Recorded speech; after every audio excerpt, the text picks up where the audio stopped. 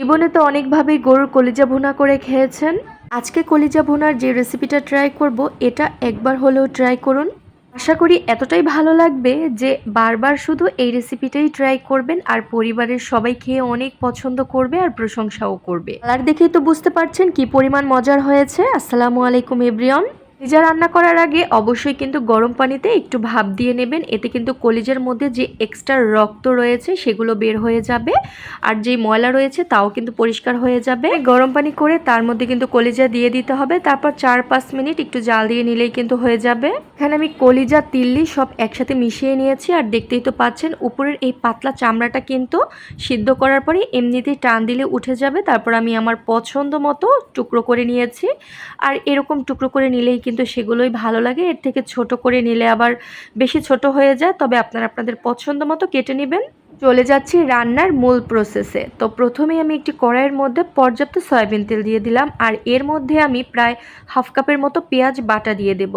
এই রান্নাটায় পেঁয়াজ বাটার পরিমাণ একটু বেশি ব্যবহার করবেন। তো পেঁয়াজ বাটার মধ্যে আমি কলিজাগুলো দিয়ে দিলাম। তো কলিজা আমি আগেই ধুয়ে পরিষ্কার করে নিয়েছিলাম ভালোভাবে। এখন এই পেঁয়াজ বাটার মধ্যে আমি 3 থেকে 4 মিনিটের মতো নেড়েচেড়ে একটু রান্না করে নেব।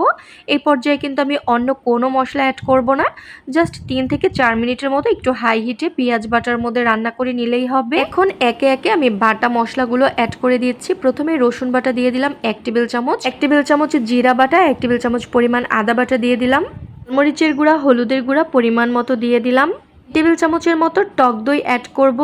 এখন দিয়ে দিচ্ছি গোটা গরম মশলা, এলাচ, দারচিনি, লবঙ্গ আর তেজপাতা। ভালো মতো করে নেড়েচেড়ে মিশিয়ে ঢাকনা দিয়ে রান্না করে নেব 20 মিনিটের মতো। 20 মিনিট রান্না করে নিলেই কিন্তু এখন কলিজা থেকে অনেক পানি বের হয়েছে। এখানে কিন্তু কোনো পানি দেইনি, কলিজা থেকে যেই পানি বের হয়েছে তার মধ্যেই কিন্তু রান্না করে নিচ্ছি। যেহেতু এখানে টক দই দিয়েছি, টক দই থেকেও কিন্তু অনেকটা পানি ছেড়েছে।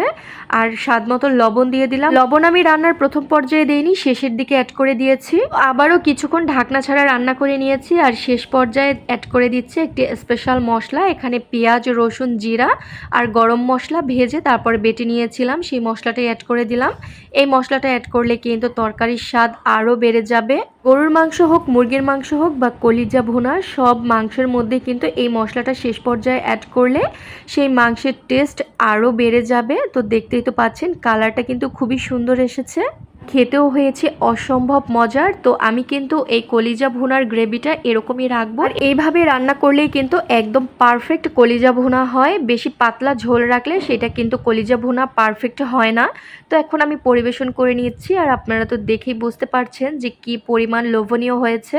রুটি, পরোটা, সাদা ভাত, পোলাওয়ের সাথে কিন্তু জমে যাওয়ার মতো একটি কলিজা ভুনার রেসিপি। আশা করছি কলিজা ভুনার রেসিপিটি আপনাদের কাছে ভালো লেগেছে আর সহজও লেগেছে। আজকের মতো এখানেই বিদায় নিচ্ছি। সবাই ভালো থাকুন। আল্লাহ হাফেজ।